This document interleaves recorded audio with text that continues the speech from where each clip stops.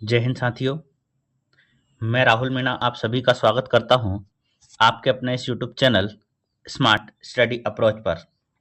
साथियों, जैसे कि आप सभी जानते हैं कि हम हमारे इस यूट्यूब चैनल पर सफलता बेच के माध्यम से मध्य प्रदेश सामान्य अध्ययन को पूरा कवर कर रहे हैं और इसी कड़ी में हम आगे बढ़ते जा रहे हैं। और इसी कड़ी में जो हमारा आज का टॉपिक रहेगा वो रहेगा मध्य प्रदेश के राष्ट्रीय उद्यान। हम मध्य प्रदेश के राष्ट्रीय उद्यानों के बारे में जानेंगे और ये हमारी आज की क्लास नंबर 23 है। इससे पहले हम 22 लेक्चर पढ़ चुके हैं और उसमें हमने मध्य प्रदेश के बहुत सारे टॉपिक्स को कवर किया है। तो आज हम जो पढ़ रहे हैं मध्य प्रदेश के राष्ट्रीय उद्यान, और ये मध्य प्रदेश के राष्ट्रीय उद्यान का पार्ट नंबर 1 रहेगा। ठीक है, तो ज्यादा समय ना लेते हुए हम सीधा हमारे लेक्चर पर चलते हैं। इससे पहले अगर आपने हमारे इस YouTube चैनल को सब्सक्राइब नहीं किया है तो अभी हमारे इस YouTube चैनल को सब्सक्राइब करें, बेल आइकन दबाना ना भूलें तथा हमारे वीडियोस की लिंक को ज्यादा से ज्यादा शेयर करें ताकि यह लिंक उन विद्यार्थियों तक पहुंच सके जो किसी कारणवश महंगे महंगे कोर्स खरीदने में सक्षम नहीं है, तो वह भी अपनी तैयारी को मजबूत कर सके और अपनी सफलता को सुनिश्चित कर सके। ठीक है, चलिए आगे बढ़ते हैं। और अगर आप लोग कर रहे हैं MPPSC prelims, food safety officer, assistant professor, MPSI, MP police, MP आबकारी, जेल प्रहरी, फॉरेस्ट गार्ड, एमपी पटवारी और व्यापम द्वारा आयोजित की जाने वाली सभी एक दिवसीय परीक्षाओं की तैयारी कर रहे हैं और उसमें मध्य प्रदेश का सामान्य अध्ययन पूछा जाता है, तो हमारी ये क्लासें आप सभी के लिए उपयोगी रहेगी। तो फिर देर किस बात की, आज ही ज्वाइन करें हमारे इस यूट्यूब चैनल को और अपनी सफलता को सुनिश्चित करें। ठीक है, चलिए आगे हम देखते हैं। और हमारा आज का जो मोटिवेशनल कोट्स है वो इस प्रकार है कि शीलम परम भूषणम। इसका मतलब होता है कि चरित्र ही हमारा सबसे अच्छा आभूषण होता है। यानी कि अगर हमारा चरित्र सही है तो हमें हमारी सफलता में कोई भी चीज बाधा नहीं बन सकती। इसलिए अपने चरित्र को पवित्र रखें ताकि हमें कोई समस्याएं पैदा ना हो। ठीक है, तो आज का हमारा मोटिवेशनल कोट्स क्या है? शीलम परम भूषणम। ठीक है, चलिए आगे बढ़ते हैं। और अभी तक हम लोगों ने क्या क्या पढ़ लिया है तो देखिएगा, हम लोगों ने हमारे मध्य प्रदेश का गठन पढ़ लिया है। इसके बाद हमारा दूसरा चैप्टर था मध्य प्रदेश का सामान्य परिचय। फिर हमने देखा मध्य प्रदेश के सामान्य परिचय के बाद मध्य प्रदेश की पर्वत, मध्य प्रदेश के पर्वत के बाद हमने देखे मध्य प्रदेश की मिट्टियां, मध्य प्रदेश की मिट्टियों के बाद हमने देखा मध्य प्रदेश की जलवायु, और मध्य प्रदेश की जलवायु के बाद हम लोगों ने देखा मध्य प्रदेश की ऋतुएं, और इसके बाद हमने देखा मध्य प्रदेश का भौतिक विभाजन। ठीक है, और इसके बाद जो हमारा अगला टॉपिक था वह था मध्य प्रदेश की जनगणना। ठीक है, मध्य प्रदेश की जनगणना 2011। ठीक है साथियों, चलिए तो आप लोगों को ये बात समझ में आ गई होगी कि हमने कितने टॉपिक कवर कर लिए हमारे।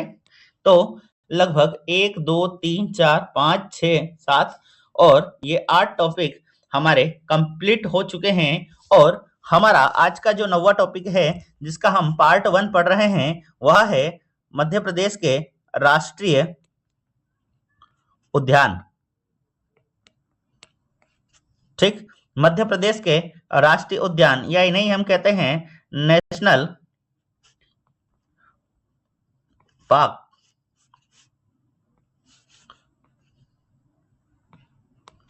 ठीक है, चलिए तो हम सीधा हमारे लेक्चर पर चलते हैं और हम शुरू करते हैं मध्य प्रदेश के राष्ट्रीय उद्यान। ठीक है, तो पहली बात तो यह है कि हमें राष्ट्रीय उद्यान या हम कहें अभ्यारण्य ठीक, तो इनके गठन की आवश्यकता क्यों पड़ी? कुछ ना कुछ तो कारण होगा कि हमें इन चीजों को बनाने की आवश्यकता पड़ी होगी। तो हम देखते हैं कि हमारे यहाँ पर धीरे धीरे जो जंगल की जमीन है, या हम कह सकते हैं कि जो जंगली जीव हैं, उनके आवास जो हैं वह धीरे धीरे समाप्त हो रहे हैं। और इसी दिशा में भारत सरकार द्वारा कुछ योजनाएं या कुछ अधिनियम लाए गए, और उन्हीं के द्वारा हमने हमारे मध्य प्रदेश में या हमारे भारत में हमने राष्ट्रीय उद्यान और वन्य जीव अभ्यारण्यों की स्थापना की। ठीक है, तो चलिए हम देखते हैं कि हमारा पहला अधिनियम कौन सा था। तो हम देखेंगे कि जो पहला अधिनियम था हमारा, वो था वन्य जीव संरक्षण अधिनियम, और ये कब आया था? 1972 में आया था। और इसी अधिनियम के द्वारा हमने हमारे भारत में राष्ट्रीय उद्यान और वन्य जीव अभ्यारण्य की स्थापना की। ठीक है, तो प्रश्न पूछा जाएगा कि वन्य जीव संरक्षण अधिनियम कब आया था? तो 1972 में आया था। इसके द्वारा क्या किया गया? तो इसके द्वारा हम लोगों ने राष्ट्रीय उद्यान और वन्य जीव अभ्यारण्य की स्थापना की। क्लियर है इतनी बातें? चलिए आगे बढ़ते हैं और हम देखते हैं कि हमारे मध्य प्रदेश में अधिनियम कब आया। तो हम देखते हैं कि मध्य प्रदेश वन्य जीव संरक्षण अधिनियम 1974 में आया, यानी कि भारत में वन्य जीव संरक्षण अधिनियम आने के 2 वर्ष बाद हमारे मध्य प्रदेश में भी क्या आ गया? तो वन्य जीवों के संरक्षण के लिए अधिनियम बना दिया गया, यानी कि वन्य जीव संरक्षण अधिनियम 1972, मध्य प्रदेश वन्य जीव संरक्षण अधिनियम 1974। और इसके अंतर्गत हमने देखा कि हमारे मध्य प्रदेश में तो 11 तो नेशनल पार्क और 24 अभ्यारण्य वर्तमान में है। ठीक है, और इन्हें भी हमने किस प्रकार से डिवाइड कर रखा है?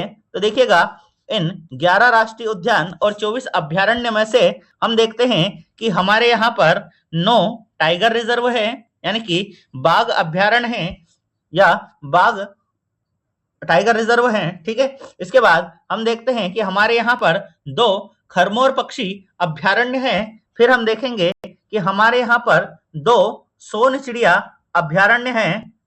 इसके बाद हम देखते हैं कि हमारे यहाँ पर 3 सोन घड़ियाल अभ्यारण्य है। और अंतिम चीज हम देखते हैं हमारे यहाँ पर 2 जीवाश्म राष्ट्रीय उद्यान है। क्लियर है इतनी बातें? तो हमने क्या देखा कि वन्य जीव संरक्षण अधिनियम 1972, मध्य प्रदेश वन्य जीव संरक्षण अधिनियम 1974, कितने नेशनल पार्क? 11, किसने अभ्यारण्य है? तो 24 अभ्यारण्य है, जिसमें हमने देखा टाइगर रिजर्व कितने? 9, खरमोर पक्षी अभ्यारण्य 2, सोन चिड़िया अभ्यारण्य 2, घड़ियाल अभ्यारण्य 3, और जीवाश्म राष्ट्रीय उद्यानों की संख्या कितनी है? तो याद रखिएगा, इनकी संख्या 2 है। क्लियर है? इतनी बातें आप लोगों को समझ में आई होगी। चलिए आगे बढ़ते हैं और हम पहले ये देख लेते हैं कि हमारे मध्य प्रदेश में जो 9 टाइगर रिजर्व है वह कौन कौन से हैं। ठीक है, इनके बारे में जब हम डिटेल में पढ़ेंगे तब हम वहां पर पढ़ेंगे, लेकिन अभी हम शॉर्ट में उन टाइगर रिजर्व के नाम जान लेते हैं जो हमारे मध्य प्रदेश में अभी है। तो सबसे पहले हम देखते हैं कि पहला हमारा टाइगर रिजर्व कौन सा है। तो कान्हा किसली नेशनल पार्क या कान्हा किसली टाइगर रिजर्व है, जिसे 1955 में राष्ट्रीय उद्यान और 1973 में टाइगर रिजर्व घोषित किया गया था। ठीक है सॉरी। फिर दूसरा आता है हमारा पेंच tiger reserve, Pench tiger reserve. ठीक है, इसके बाद हम देखते हैं, ये देखिए कान्हा किसली कहां पर फैला हुआ है। तो ये मंडला और बालाघाट में फैला हुआ है।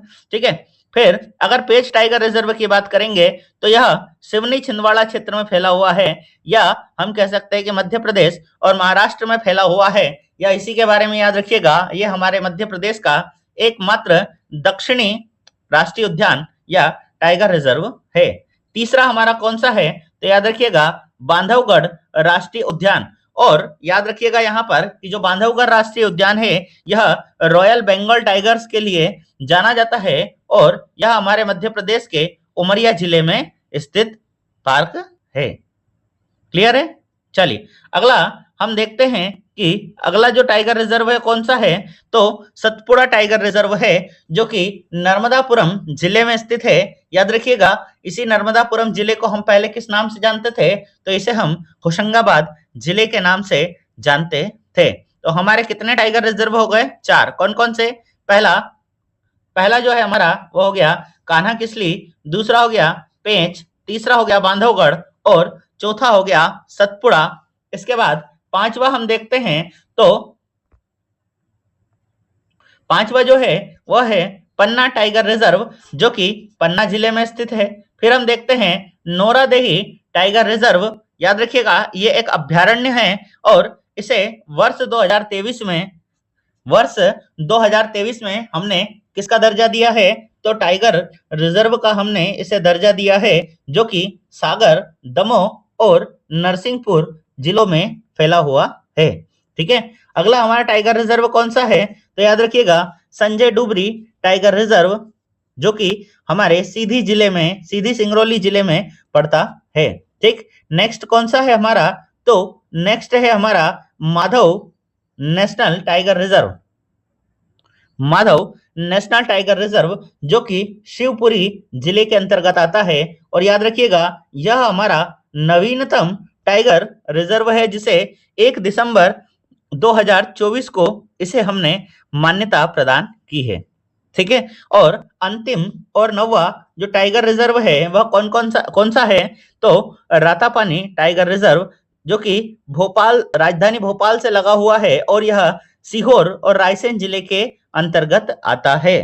क्लियर है, तो इतनी बातें आप लोगों को समझ में आ गई होगी। और हमारे जो 9 टाइगर रिजर्व है कौन कौन से हैं वो हमने आप लोगों को बता दिए। चलिए एक बार फिर से हम उन टाइगर रिजर्व के नाम आप लोगों के सामने बता देते हैं। ठीक है, तो देखिएगा, सबसे पहला हमारा कान्हा किसली, दूसरा है पेंच, तीसरा है बांधवगढ़ और चौथा है सतपुड़ा। ठीक, इसके बाद में पांचवा है पन्ना। ठीक, छठा है संजय डुबरी और सातवां है माधव नेशनल पार्क। ठीक है, तो देखिए ये जो 7 हैं ये क्या है, तो याद रखिएगा ये जो नेशनल पार्क है, नेशनल पार्क यानी कितने नेशनल पार्क को टाइगर रिजर्व बनाया गया है, तो उसकी संख्या कितनी है, 7 है। लेकिन वहीं पर अगर देखें कि नोरादेही और रातापानी टाइगर रिजर्व ये क्या है, तो ये अभ्यारण्य है। क्या है, अभ्यारण्य। ठीक है, और कितने हैं, 2 अभ्यारण्य ऐसे हैं जिन्हें हमने टाइगर रिजर्व बनाया है। तो यह प्रश्न भी हो सकता है परीक्षा वाला बना दे कि बताइए निम्नलिखित में से कितने नेशनल पार्क ऐसे हैं जो टाइगर रिजर्व के अंतर्गत आते हैं, तो उनकी संख्या कितनी हो जाएगी, 4 हो जाएगी। और कितने अभ्यारण्य हैं, तो अभ्यारण्यों की संख्या कितनी हो जाएगी, 2 हो जाएगी। इस प्रकार से टोटल कितने टाइगर रिजर्व है हमारे यहाँ पर, तो टोटल 9 टाइगर रिजर्व हमारे मध्य प्रदेश में है। क्लियर है, इतनी बातें आप लोगों को समझ में आ गई होगी। चलिए अब हम प्रोजेक्ट टाइगर की बात कर लेते हैं कि प्रोजेक्ट टाइगर होता क्या है और इसकी अवधारणा, या हम कहें कि इसके जन्मदाता किसे कहा जाता है। तो हम देखते हैं कि विश्व में ग्रेनी मैनफोर्ड को हमने क्या कहा,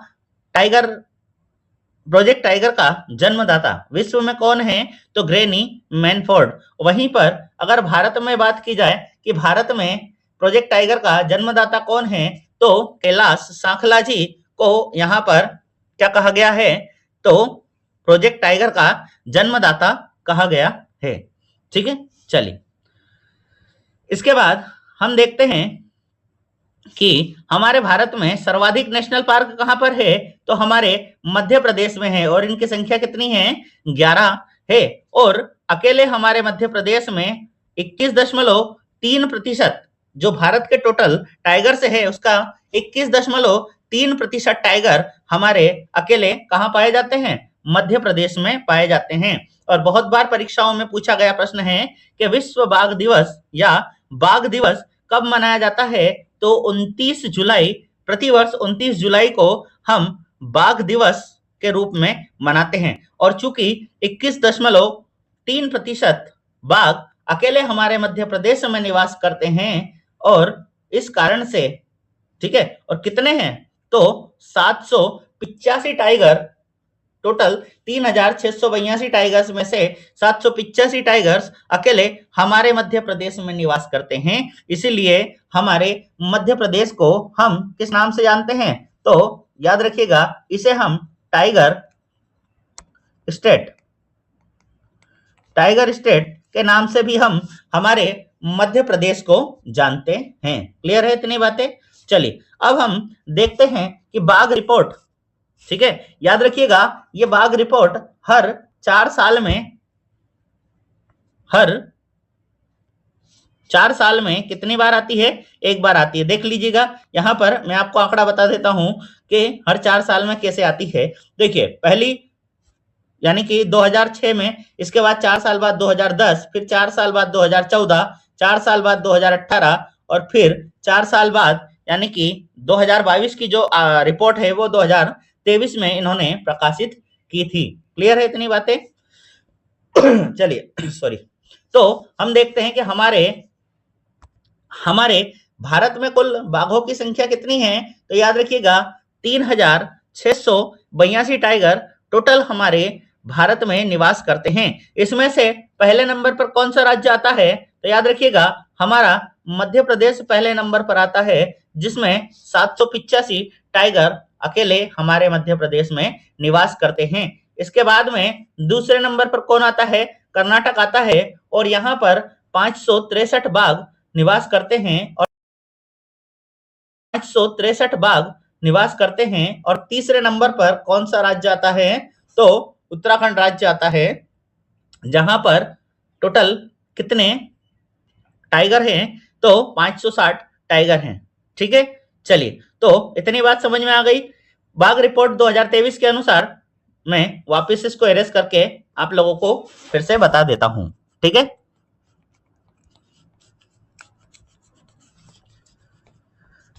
देखिएगा, बाघ रिपोर्ट 2023 के अनुसार टोटल बाघों की संख्या कितनी है, तो 3682 टाइगर अकेले हमारे भारत में निवास करते हैं। और सर्वाधिक टाइगर कहां पर निवास करते हैं, तो याद रखिएगा हमारे मध्य प्रदेश में 785 बाघ हैं। दूसरे नंबर पर आता है कर्नाटक, जिसमें 563 बाघ हैं। और तीसरे नंबर पर आता है उत्तराखंड, जिसमें कितने बाघ हैं, 560 बाघ है। तो ये टॉप 3 स्टेट हमने बाघ रिपोर्ट के अनुसार देख लिए। और चूंकि सर्वाधिक बाघ हमारे मध्य प्रदेश में है, इसीलिए इसे हमने क्या कहा, तो इसे हमने टाइगर स्टेट के नाम से जानते हैं। क्लियर है इतनी बातें समझ में आ गई आप लोगों को? चलिए आगे बढ़ते हैं और हम देख लेते हैं कि हमारे जो 11 नेशनल पार्क हैं वो कौन कौन से हैं। ठीक है, तो देखिएगा, सबसे पहला नेशनल पार्क है हमारा कूनो नेशनल पार्क। ये कौन सा हो गया, 1 हो गया। फिर माधव नेशनल पार्क 2 हो गया। तीसरा हो गया पन्ना नेशनल पार्क। चौथा हो गया बांधवगढ़ नेशनल पार्क। पांचवा हो गया संजय डुबरी नेशनल पार्क। छठवा हो गया फॉसिल नेशनल पार्क। ठीक है, फिर सातवां हो गया हमारा कान्हा किसली नेशनल पार्क। आठवां हो गया हमारा पेंच नेशनल पार्क। और 9वां हो गया हमारा सतपुड़ा नेशनल पार्क। ठीक है, 10वां हमारा कौन सा हो गया, वन विहार नेशनल पार्क। और 11वां यहां पर मिलेगा धार जिले में डायनासोर नेशनल पार्क। ठीक है, तो ये 11 नेशनल पार्क। ठीक है, इसमें समझ में नहीं आ रहा होगा तो इसमें हम अच्छे से देख लेते हैं। चलिए सबसे शुरुआत ऊपर से ही करते हैं और हम देखते हैं कि पहला जो नेशनल पार्क है हमारा वो कौन सा है। तो देखिएगा, 1 नंबर पर हमारा पालपुर कुनो राष्ट्रीय उद्यान श्योपुर। ठीक है, याद रखिएगा यही श्योपुर में ही हमने चीते लाकर बसाए हैं अफ्रीका से। ठीक है, अफ्रीकी देश नामीबिया से हमने लाकर चीते बसाए हैं। ठीक है, दूसरा जो नेशनल पार्क है हमारा वो कौन सा है, तो याद रखिएगा माधव राष्ट्रीय उद्यान, और यह शिवपुरी जिले के अंतर्गत आता है। ठीक, तीसरे राष्ट्रीय उद्यान की बात करेंगे सॉरी, तीसरा है हमारा वन विहार राष्ट्रीय उद्यान, और यह वन विहार राष्ट्रीय उद्यान कहां पर आता है, तो याद रखिएगा भोपाल जिले के अंतर्गत आता है। चौथा हमारा राष्ट्रीय उद्यान है डायनासोर जीवाश्म राष्ट्रीय उद्यान, ठीक। पांचवा है हमारा सतपुड़ा राष्ट्रीय उद्यान नर्मदापुरम, ठीक। छठा है हमारा पेंच राष्ट्रीय उद्यान सिवनी छिंदवाड़ा जिले में। इसके बाद सातवां जो नेशनल पार्क है हमारा कान्हा किसली नेशनल पार्क मंडला बालाघाट जिले के अंतर्गत आता है। फिर आठवां हमारा है फॉसिल जीवाश्म राष्ट्रीय उद्यान, ठीक। 9th नंबर पर है बांधवगढ़ राष्ट्रीय उद्यान। याद रखिएगा यह 32 पहाड़ियों से घिरा हुआ राष्ट्रीय उद्यान कहा जाता है, ठीक है। फिर अगला 10वां राष्ट्रीय उद्यान है हमारा संजय डुबरी राष्ट्रीय उद्यान, जो कि सीधी सिंगरौली जिले के अंतर्गत आता है। और याद रखिएगा मध्य प्रदेश के विभाजन से पहले मध्य प्रदेश का सबसे बड़ा नेशनल पार्क कौन सा था? संजय डुबरी नेशनल पार्क, जबकि वर्तमान में कौन सा है? कान्हा किसली नेशनल पार्क, ठीक है। और लास्ट हमारा 11वां नेशनल पार्क कौन सा है? तो पन्ना राष्ट्रीय उद्यान, छतरपुर पन्ना हमारा अंतिम राष्ट्रीय उद्यान है। क्लियर है? तो 11 के 11 आप लोगों को समझ में आ गए होंगे। सॉरी, ठीक है। चलिए, तो ये हमारे 11 नेशनल पार्क हो गए, ठीक है। अभी हमने मैप में देखा वही चीज यहां पर लिखी हुई है। कान्हा किसले नेशनल पार्क मंडला बालाघाट, फिर पन्ना राष्ट्रीय उद्यान छतरपुर पन्ना, सतपुड़ा राष्ट्रीय उद्यान होशंगाबाद, या इसे ही हम नर्मदापुरम, ठीक। फिर चौथा है बांधवगढ़ राष्ट्रीय उद्यान उमरिया, पांचवा है माधव राष्ट्रीय उद्यान शिवपुरी, छठा है पेंच राष्ट्रीय उद्यान सिवनी छिंदवाड़ा, सातवां है जीवाश्म राष्ट्रीय उद्यान डिंडोरी, आठवां है संजय डुबरी राष्ट्रीय उद्यान सीधी, नौवां है वन विहार राष्ट्रीय उद्यान भोपाल, फिर 10वां है हमारा डायनासोर जीवाश्म राष्ट्रीय उद्यान धार, और 11वां और अंतिम है, या हम इसे नवीनतम राष्ट्रीय उद्यान भी कहते हैं, कुनो पालपुर या पालपुर कुनो राष्ट्रीय उद्यान, जो कि हमारे श्योपुर जिले में निवास या स्थित है। क्लियर है? इतनी बातें आप लोगों को समझ में आ गई होगी। चलिए आगे बढ़ते हैं और अगला जो फैक्ट है उसे भी हम देख लेते हैं, ठीक। कि देखिए पहले क्या था कि हमारा जो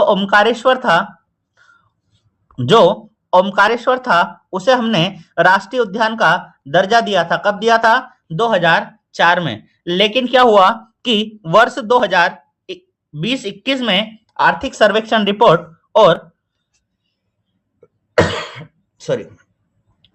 मध्य प्रदेश वन रिपोर्ट के अनुसार हमने इसे राष्ट्रीय उद्यानों की श्रेणी से बाहर कर दिया था, ठीक है। चलिए तो एक बार फिर से हम देख लेते हैं कि हमने अभी तक क्या देखा, ठीक है।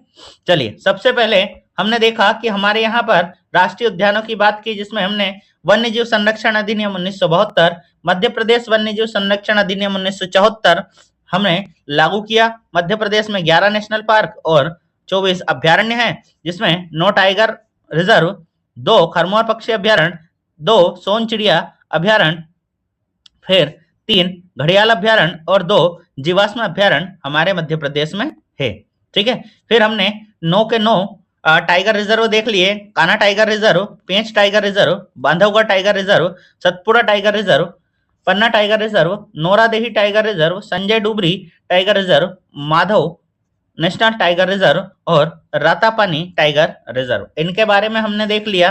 फिर हमने बाघ रिपोर्ट देखी, जिसके अनुसार मध्य प्रदेश में कितने बाघ है? 3682 बाघ है। सॉरी, भारत में 3682 बाघ है, जिसमें 785 बाघ अकेले हमारे मध्य प्रदेश में सर्वाधिक हैं। फिर इसके बाद कर्नाटक 563 और उत्तराखंड 560 बाघ यहाँ पर निवास करते हैं। फिर हमने हमारे 11 नेशनल पार्क देख लिए कि कौन कौन से नेशनल पार्क कहाँ पर स्थित है। और अब हम कल के लेक्चर में जो पढ़ेंगे वो ये रहेगा कि पहला जो नेशनल पार्क रहेगा हमारा, कौन सा नेशनल पार्क पढ़ेंगे हम? तो हमारा पहला नेशनल पार्क रहेगा कान्हा किसली नेशनल पार्क मंडला बालाघाट। तब तक के लिए इतना ही। जय हिंद, भारत माता की जय। पढ़ते रहिए, और अगर किसी प्रकार की समस्या है तो आप हमें कमेंट बॉक्स में अपनी समस्याएं साझा करें।